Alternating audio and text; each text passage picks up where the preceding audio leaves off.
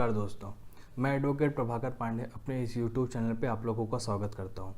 हम लोगों ने सेक्शन 221 तक कवर कर लिया है। आज के इस लेक्चर में हम सेक्शन 222 एंड 223 को डील करेंगे।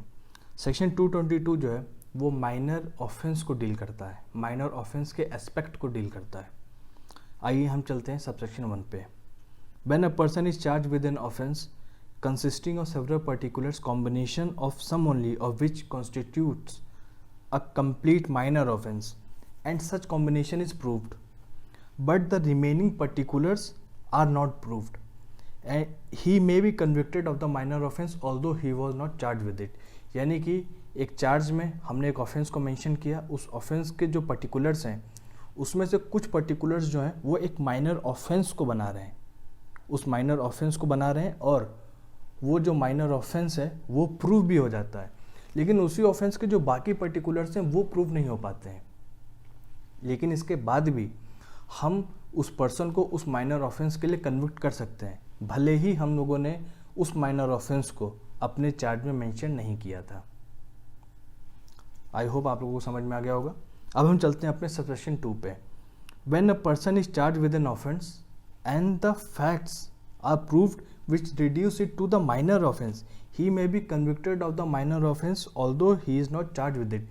यानी कि हम लोगों ने चार्ज में एक ऑफेंस को मेंशन किया, वो जो ऑफेंस है जब ट्रायल चला, जब ट्रायल कमेंस हुआ, वो जो ऑफेंस है वो एक माइनर ऑफेंस में, एक छोटे ऑफेंस में कन्वर्ट हो गया।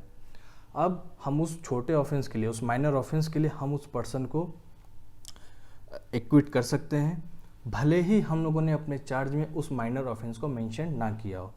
ये सबसेक्शन 2 हम लोगों को अपने इलस्ट्रेशन ए और बी से और भी अच्छे ढंग से समझ में आएगा। आइए चलते हैं इलस्ट्रेशन ए पे। इलस्ट्रेशन ए ये कहता है कि जहाँ ए पे ये चार्ज लगा 407 ऑफ आईपीसी के अंदर, 407 ऑफ आईपीसी के अंदर, यानी कि सपोज करिए मैंने आपको एक प्रॉपर्टी दिया विश्वास पे, एक ट्रस्ट पे, कि आप उस प्रॉपर्टी को अपने पास रिटेन करिए, रखिए, लेकिन आपने उस प्रॉपर्टी को इलीगली डिस्पोज ऑफ कर दिया। अब आपने उस प्रॉपर्टी से रिलेटेड जो क्रिमिनल ब्रीच ऑफ जो ट्रस्ट किया एज अ कैरियर, आपके ऊपर जब जो 407 में जो पनिशमेंट लगेगी वो 7 ईयर्स ऑफ इम्प्रिजनमेंट तक है प्लस फाइन।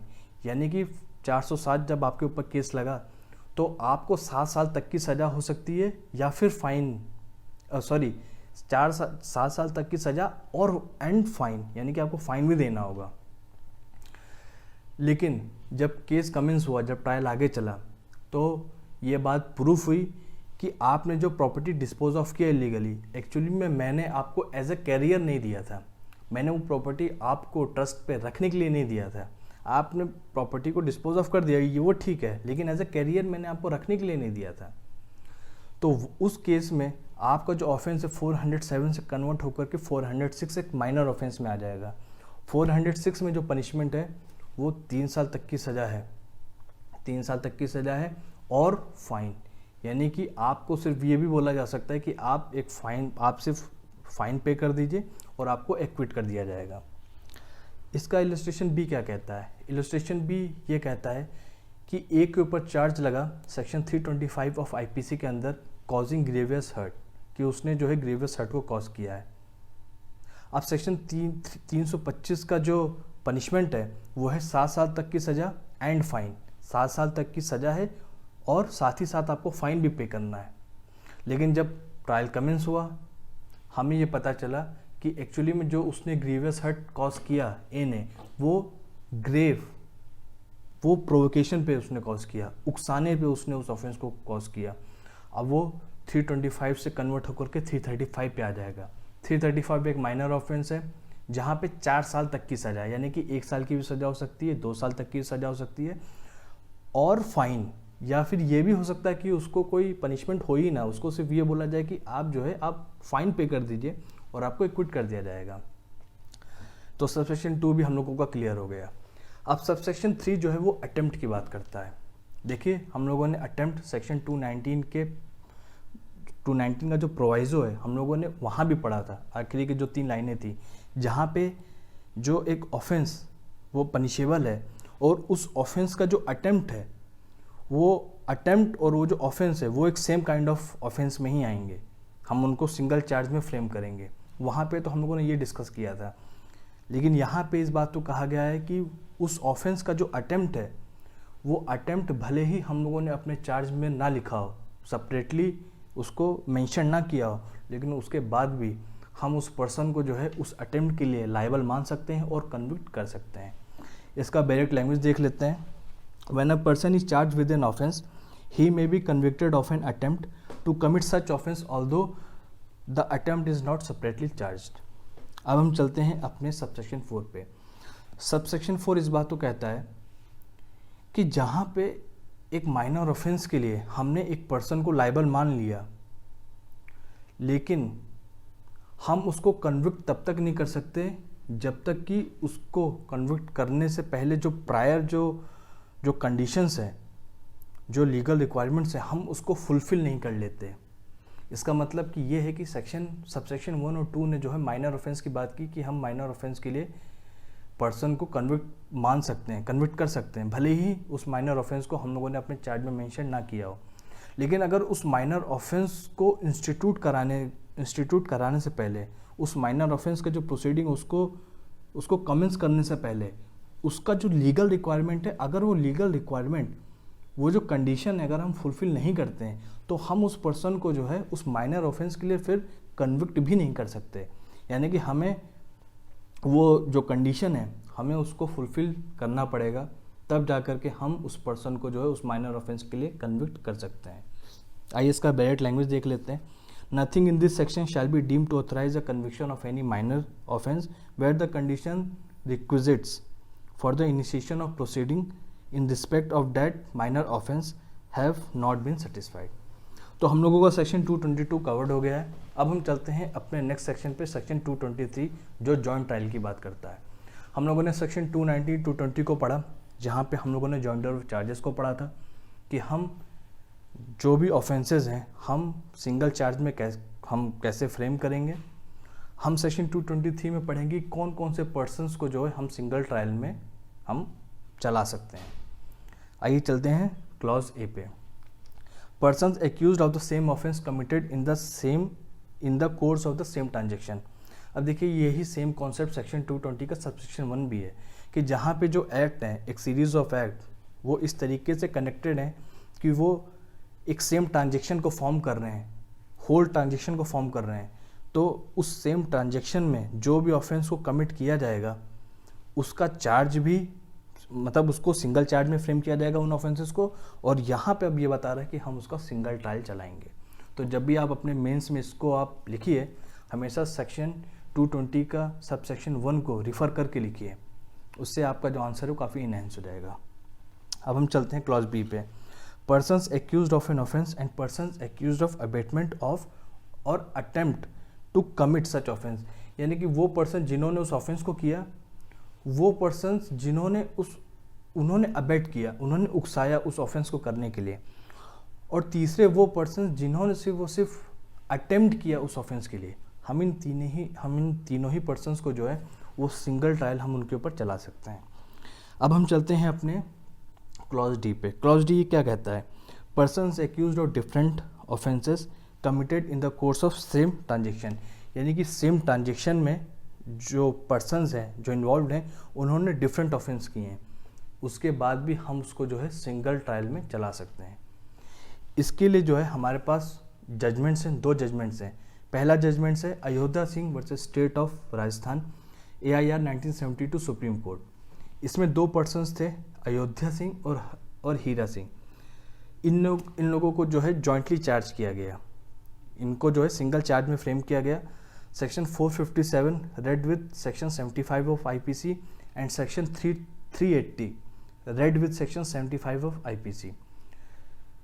तो जो क्वेश्चन उठा वो उठा मिस जॉइंडर ऑफ चार्ज का, कि कोर्ट ने जो है वो चार्जेस को जॉइन करके उन्होंने मिस जॉइंडर कर दिया, उन्होंने गलत कर दिया है।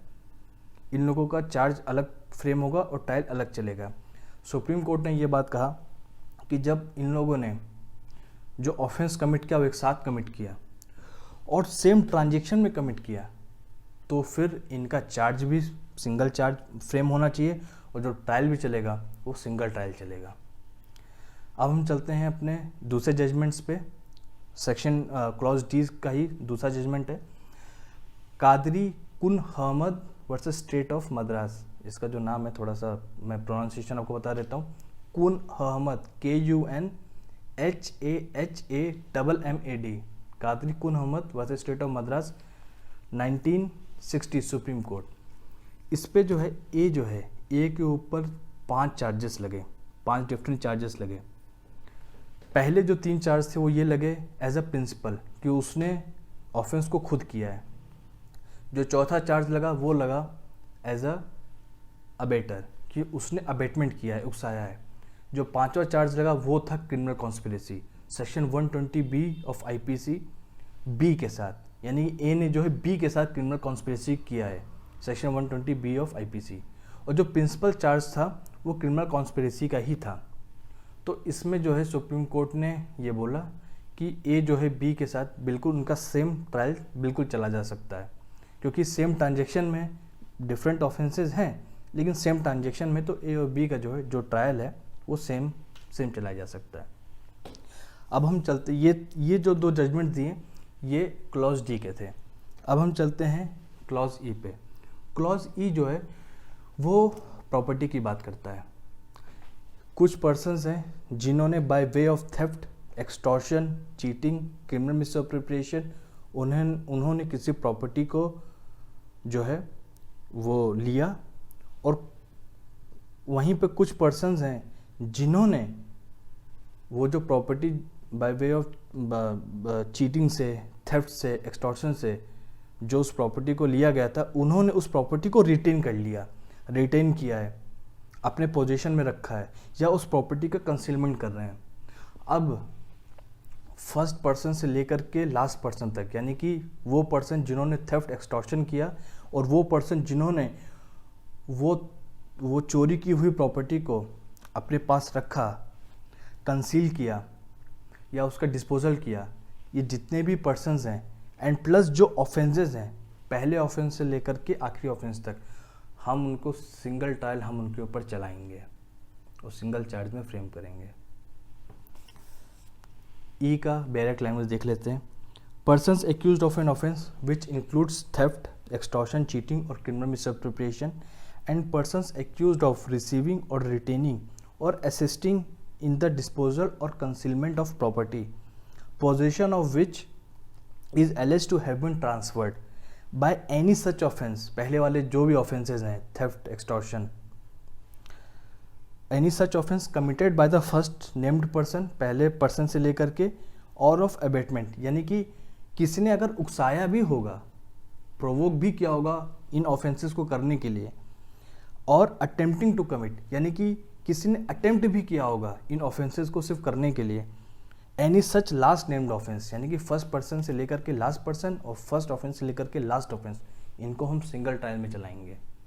उसी में अगर किसी ने अबेटमेंट भी किया होगा या अटेम्प्ट भी किया होगा तो भी हम भी उनको सिंगल ट्रायल में ही रखेंगे हम। अब हम चलते हैं अपने क्लॉज एफ पे। क्लॉज एफ क्या कहता है? Persons accused of offence under section 411 and 414 of IPC or either of those sections in respect of stolen property, the possession of which has been transferred by one offence। यानी कि जो persons हैं, मान लीजिए 2 A और B हैं, उनके ऊपर जो चार्ज लगे वो 411 और 414, 411 और 414 के चार्ज लगे, या फिर A पे 411 का चार्ज लगा और B पे 414 का चार्ज लगा, उसके बाद भी जो है हम उनके ऊपर सिंगल ट्रायल चलाएंगे।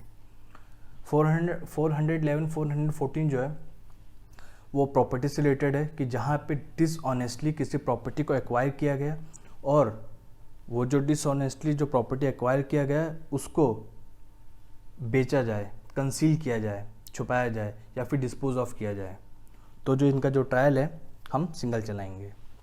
अब हम चलते हैं जी पे। देखिए जी एक सिंपल सी बात कह रहा है कि आईपीसी इंडियन पिनल कोड का जो चैप्टर 12 है, चैप्टर 12 जो है वो काउंटरफिट कॉइन से रिलेटेड है कि बगैर अथॉरिटी के हम इलीगल वे में जो हम कॉइन प्रोड्यूस करते हैं उसे काउंटरफिट कॉइन्स कहते हैं। तो चैप्टर 12 के जितने भी ऑफेंसेस हैं, काउंटरफिट कॉइन, सील, स्टैम्प, जितने भी ऑफेंस हैं या उस ऑफेंस को करने के लिए जो अबेटमेंट किया गया है, यानी कि किसने अगर उकसाया भी है उन ऑफेंसेस को करने के लिए या अटेम्प्ट भी किया है, उन सारे ही ऑफेंसेस को, उन सारे ही पर्सन्स को हम सिंगल चार्ज फ्रेम करेंगे और उनका सिंगल ट्रायल चलाएंगे। अब हम चलते हैं प्रोवाइज़ो पे। देखिए 223 का जो प्रोवाइज़ो है, हम लोग जब सेक्शन 218 पढ़ रहे थे, 218 का प्रोवाइज़ो भी, उसमें भी इसके कुछ एलिमेंट्स हमको मिल जाएंगे कि जहाँ पे कि सेक्शन 223 में क्लॉज ए से लेकर के क्लॉज जी तक अगर कोई पर्सन मान लीजिए नहीं आ रहा है, कोई पर्सन मान लीजिए क्लॉज ए से लेकर क्लॉज जी तक नहीं आ रहा है, लेकिन उसके बाद भी वो एक एप्लीकेशन देता है मजिस्ट्रेट या कोर्ट ऑफ सेशन में कि मेरा जो ट्रायल है मेरे को एक्यूज के साथ जॉइंटली चलाया जाए, तो मजिस्ट्रेट और कोर्ट ऑफ सेशन अगर उन्हें लगता है कि उस पर्सन को कोई प्रेजुडिस कॉज नहीं होगा, कोई इनजस्टिस कॉज नहीं होगा, तो जो ट्रायल है वो सिंगल ट्रायल चलाया जा सकता है। सेक्शन 218 का प्रोवाइज़ो भी लगभग यही कह रहा था कि जहाँ पे जो पर्सन है वो चार्ज को फ्रेम करने के लिए जो है वो मजिस्ट्रेट के पास एप्लीकेशन दे सकता है, और मजिस्ट्रेट के ऊपर है, कोर्ट के ऊपर है कि वो उस एप्लीकेशन को अगर कंसिडर कर लेती है तो सिंगल चार्ज जो है फ्रेम किया जा सकता है। तो यहाँ पे ट्रायल की बात है। अब जो है इसमें एक हम लोगों के पास एक जजमेंट और है, वो जजमेंट है AR अंतुले वर्सेस RS नायक। ये काफ़ी इंपॉर्टेंट है, इन प्रीलिम्स में हम लोगों से काफ़ी बार पूछ लिया जाता है। AR अंतुले वर्सेस RS नायक 1988 सुप्रीम कोर्ट और रणछोड़ राय वर्सेस स्टेट ऑफ यूपी, इन दोनों ही जजमेंट्स में ये बोला गया कि जो जॉइंटर ऑफ चार्जेस जॉइंट या फिर joint trial, it is not the right of accuse person, यानी कि ये एक्यूज पर्सन का राइट नहीं है। वो as a matter of right claim नहीं कर सकता कि मेरा आप जॉइंट ट्रायल चलाइए या फिर जॉइंट आप मेरा जो है चार्जेस आप एक ही चार्ज में आप मुझे फ्रेम भी करिए, नहीं। It is the prerogative of the prosecution. Court को इस चीज़ को कंसिडर करना है, मैजिस्ट्रेट या कोर्ट को इस चीज़ को देखना है कि क्या कोई प्रेजुडिस कॉज तो नहीं हो रहा है। So it is the description of the court magistrate. Prosecution का राइट है कि वो इस चीज़ को डिसाइड करे। तो हम लोगों ने सेक्शन 222, 223 को कंप्लीट देखा, इलस्ट्रेशंस के साथ देखा। आई होप आप लोगों को वीडियो समझ में ज़रूर आया होगा। अब हम लोगों का जो है सिर्फ एक सेक्शन बच रहा है, सेक्शन 224। मैं उसको नेक्स्ट वीडियो में कवर करूँगा, और हम लोगों का ये जो चार्ज का ये जो टॉपिक है, हम लोगों ने सेक्शन 211 से जो जर्नी स्टार्ट की थी वो आगे आने वाले वीडियो में सेक्शन 224 पे कंप्लीट हो जाएगी।